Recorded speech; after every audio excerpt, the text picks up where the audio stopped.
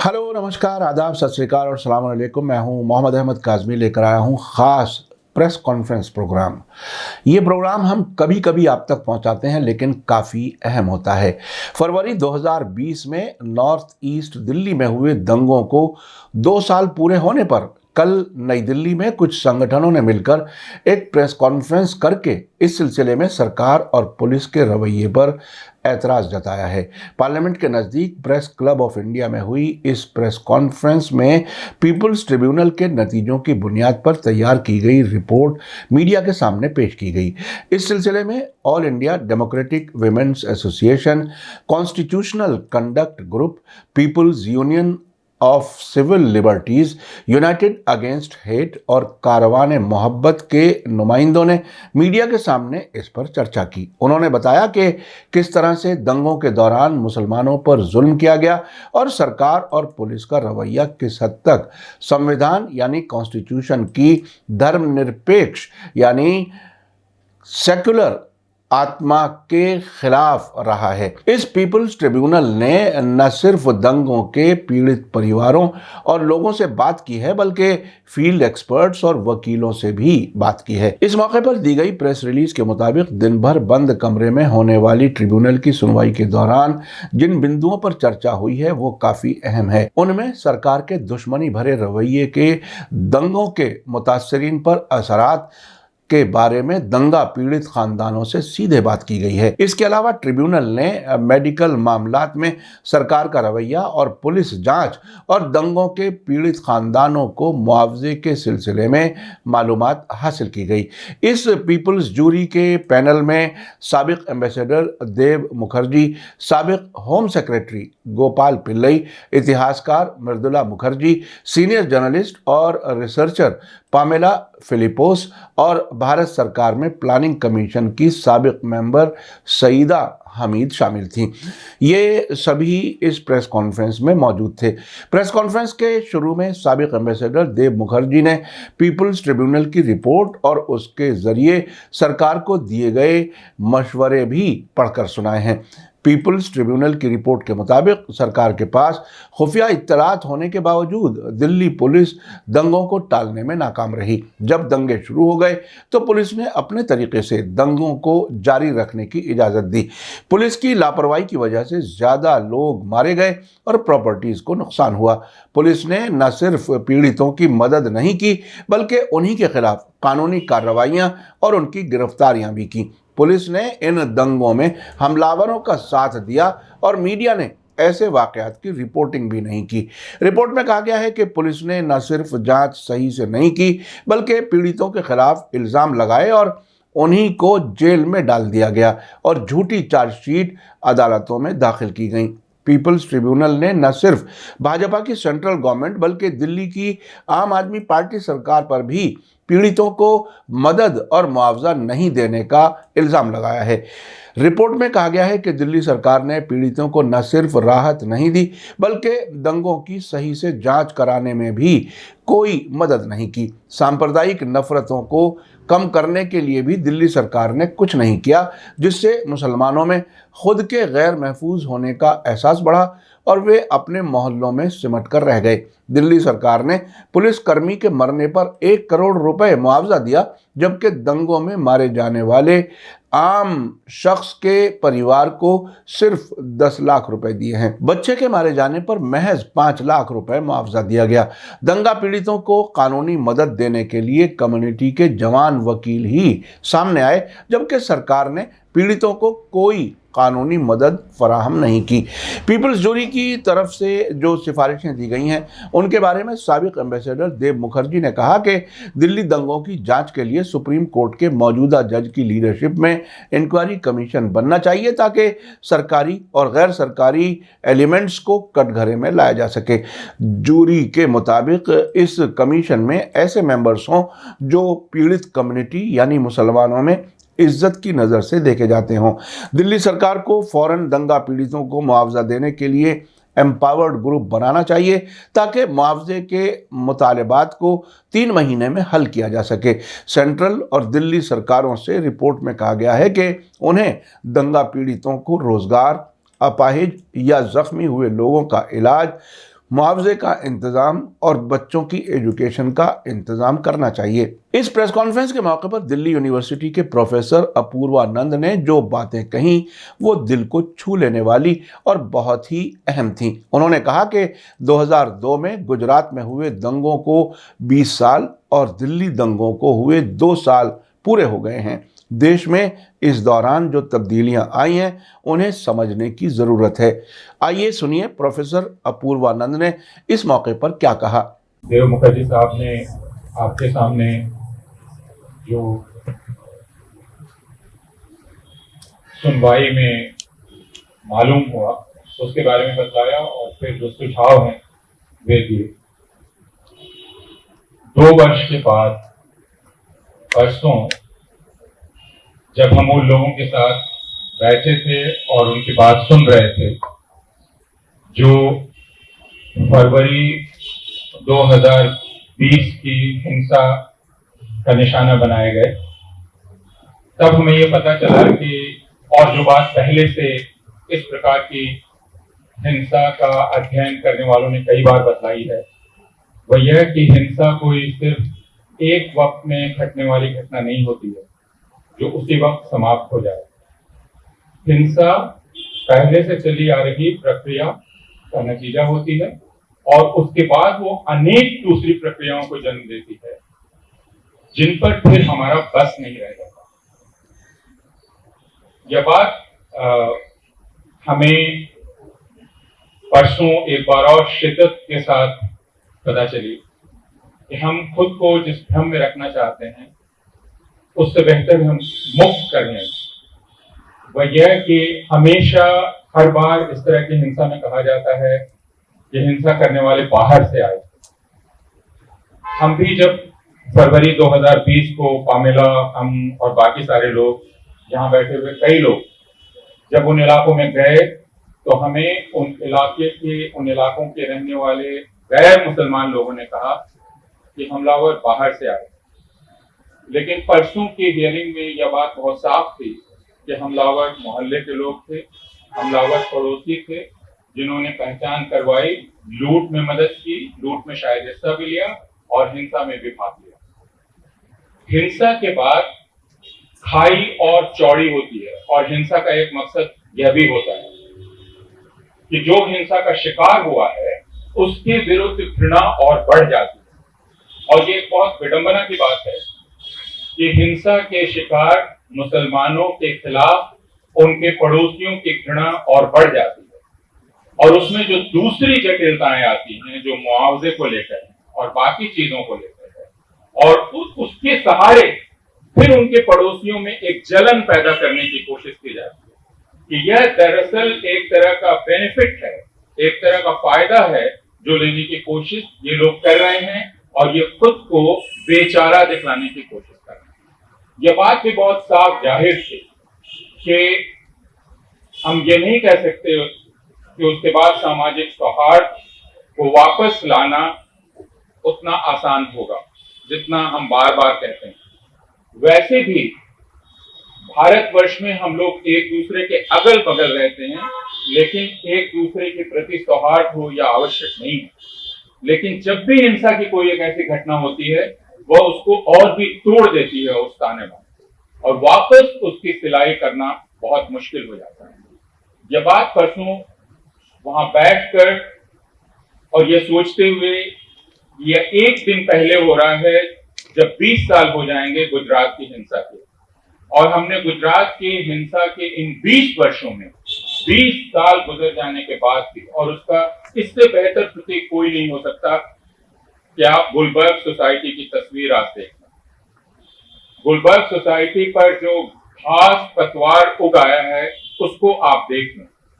वह इसका प्रतीक है कि हिंसा इस समाज के साथ क्या करती है। आप जकिया जाफरी के इंसाफ के संघर्ष को देखें और वह कितना अकेला और कितना मुश्किल संघर्ष है इसको देखें। आप इसको याद करें कि बिल्किस बानो को कितने साल लड़ना पड़ा और बिल्किस बानो के साथ लड़ाई में कितने लोगों को लड़ना पड़ा और वह लड़ाई कितनी मुश्किल थी, जिसके बाद बिल्किस बानो को इंसाफ मिला। लेकिन क्या हम ये कह सकते हैं कि बिल्किस बानो कोई समाज ने, जो बहुसंख्यक समाज है, अपना लिया और उसके साथ जो नाइंसाफी हुई थी उसको लेकर कोई पछतावा है? ये सवाल जरा सख्त हैं और हमें अपने आप से करने हैं। गुजरात की हिंसा के 20 साल पूरा होने पर, दिल्ली की हिंसा के 2 साल पूरा होने पर, कि क्यों हिंसा एक जरिया है जिससे आप अपना राजनीतिक करियर बना सकते हैं, और क्यों हिंसा को इतनी स्वीकृति, और खासकर मुसलमान और ईसाई विरोधी हिंसा को इतनी स्वीकृति इस समाज में इन 20 वर्षों में मिली है कि दिल्ली में जो हिंसा हुई उसका आरोप जिन पर हिंसा हुई उन्हीं पर लगाया गया। और अभी 3 रोज पहले यहीं बगल में एक गोष्ठी हुई थी जिसमें यह बतलाया गया कि कैसे यह हिंसा उन लोगों के द्वारा की गई थी जो नागरिकता के कानून का विरोध कर रहे थे, और कैसे यह हिंसा हिंदू विरोधी हिंसा है। तो इस समय जब सरकार के सहारे और सरकार में जब वे लोग बैठे हैं जो गुजरात की हिंसा के बल पर ही आज हिंदुस्तान की सत्ता में हैं, और दिल्ली की सरकार में वे लोग बैठे हैं जिन्होंने दिल्ली की हिंसा की तरफ से आंख मूंद ली, क्योंकि उस हिंसा में हाथ डालना उनके लिए राजनीतिक रूप से नुकसानदेह होता है। उस वक्त हम सब लोगों का फिर से उसको याद करना, उसके अर्थ को समझना और उसमें अपनी भूमिका तय करना बहुत जरूरी है। यह रिपोर्ट जो आपके सामने है और जिस पर आगे भी बात होगी, इस रिपोर्ट पर हमें एक बड़ी सामाजिक चर्चा आरंभ करनी होगी। वह सिर्फ कुछ फाइंडिंग्स और रिकमेंडेशंस का मामला नहीं। भारत की सारी राजकीय संस्थाओं को अपनी समीक्षा करने और भारत की सारी सामाजिक संस्थाओं को अपनी समीक्षा करने का एक और मौका यह रिपोर्ट देती है। बहुत बहुत शुक्रिया। इस प्रेस कॉन्फ्रेंस में प्लानिंग कमीशन की साबिक मेंबर सईदा हमीद ने मुल्क के जिम्मेदारों के सामने जिस तरह से दिल्ली दंगों से मुतासरीन का दर्द मीडिया के सामने रखा, वो भी काफ़ी झकझोरने वाला था। आइए सुनिए इस प्रेस कॉन्फ्रेंस में सईदा हमीद ने क्या कहा। बहुत बहुत शुक्रिया। आपके सामने देव मुखर्जी साहब ने एक अपनी बात रखी रिपोर्ट के हवाले से, और अपूर्वानंद जी ने इस बात को बहुत आगे बढ़ाया इस तरह से कि 20 साल और 2 साल, हम में से कुछ लोग गुजरात की हिंसा के भी चश्मदीद गवाह हैं, और कुछ लोग हम में से दिल्ली का 2 साल कबल जो हुआ है उसके भी हम लोग चश्मदीद गवाह हैं। इस रिपोर्ट में आपको सब कुछ मिल जाएगा अगर आप इसको गौर से देखेंगे, और मैं आपसे गुजारिश करती हूँ कि आप इस रिपोर्ट को नज़र न डालें, उसको बहुत गौर से पढ़ें। उसमें वो सब दर्द है, वो दुख है, वो सारी जितनी एंग्विश है उसको सबको उंडेल के रख दिया गया है रिपोर्ट में। हमने इस रिपोर्ट में हमारे साथी जो जूरी मेंबर्स हैं और हमारे सामने जो 4 या 5 पैनल्स पेश हुए थे, 5 पैनल्स जो पेश हुए थे उन्होंने सारा किस्सा उधेड़ के रख दिया है, उधेड़ दिया है उसका सारा ताना बाना कि क्या हुआ था उन चंद दिनों में जब दिल्ली पे एक तूफान और एक बहुत गमनाक हालात से दिल्ली को जूझना पड़ा, और उसका नतीजा क्या हुआ वो भी आपके सामने सब खोल के रख दिया गया है। मैं आपसे गुजारिश ये करती हूँ कि चंद बातें जो मैंने थोड़ी बहुत लिखी हैं, उस दिन हम लोग सारी रुदाद लिखते चले गए, मगर चंद बातें ऐसी हैं कि जिस पे आप ज़्यादा गौर कर सकते हैं। और उसके में पहली चीज़ जो है वो है पुलिस का जो रोल है, उस पे गौर करिए।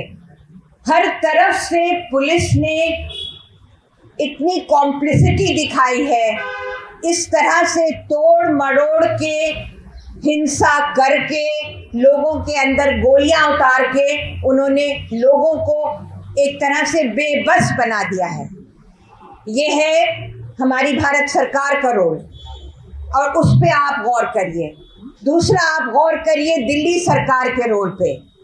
जिस दिल्ली सरकार के पास इतना सरमाया है कि वो दिल्ली सरकार 1 करोड़ रुपया एक मौत के लिए दे सकती है, जिसके लिए हम सब सोगवार हैं, हम सबको अफसोस है। अगर कोई मौत, किसी की भी मौत हुई तो उसके लिए हम सब गुनहगार हैं और सोगवार हैं, मगर उसके पास इतना सरमाया है कि वो एक मौत के लिए 1 करोड़ दे सकती है और दूसरी मौत के लिए 5 लाख या 10 लाख। अब मैं इसके डिटेल में नहीं जाऊंगी, आप सब जानते हैं कि मेरा इशारा किस तरफ है, तो इसके बारे में भी सोचिए। और एक और चीज़ जो मैंने पहली बार सुना जब मैं इस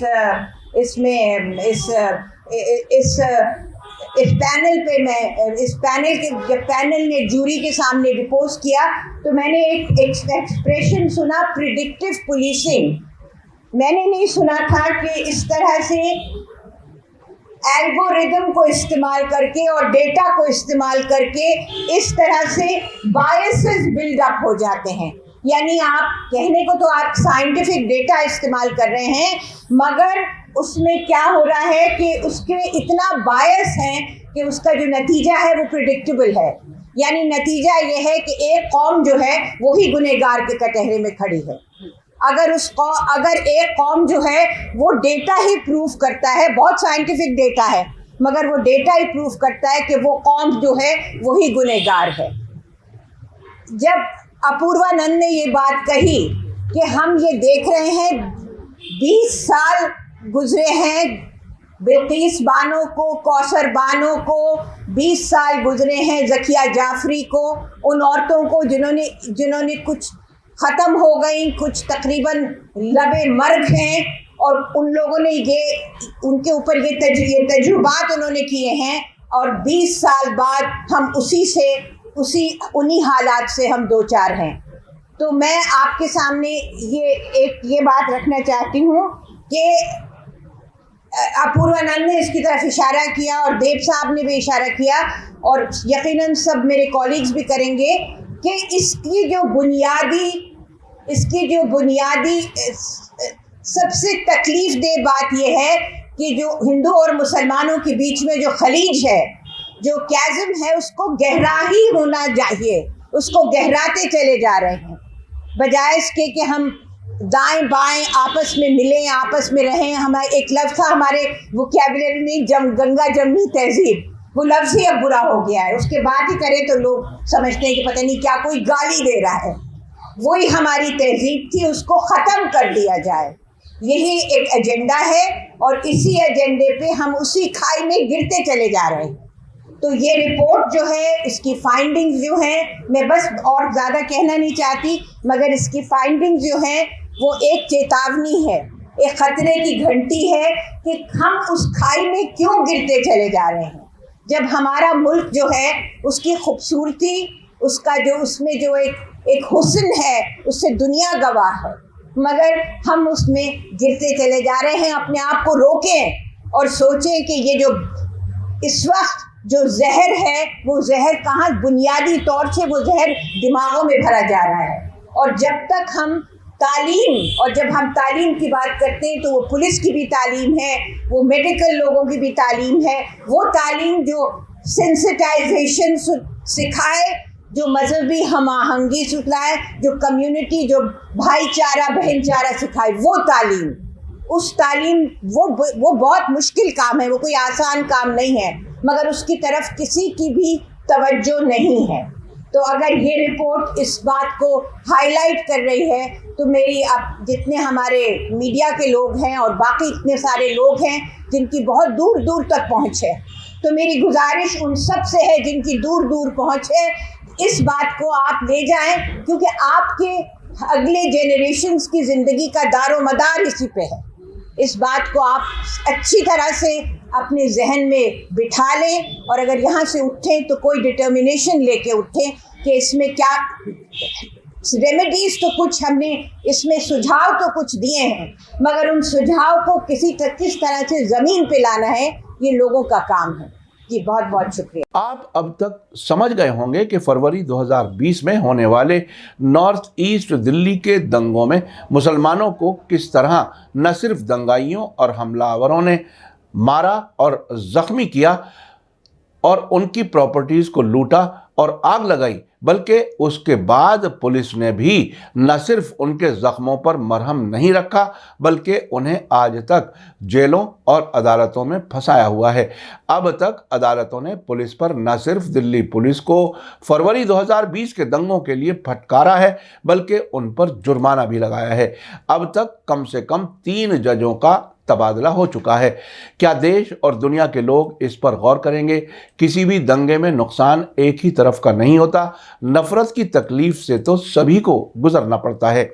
आखिर में आपको याद दिला दूं कि अगर आपने अभी तक media star world YouTube channel subscribe नहीं किया है तो सब्सक्राइब कर लें और घंटी दबाना ना भूलें। और अगर आप हमें फेसबुक पर देख रहे हैं तो हमारे पेज को लाइक करें ताकि हमारी हर नई वीडियो की खबर आपको सही वक्त पर मिल सके।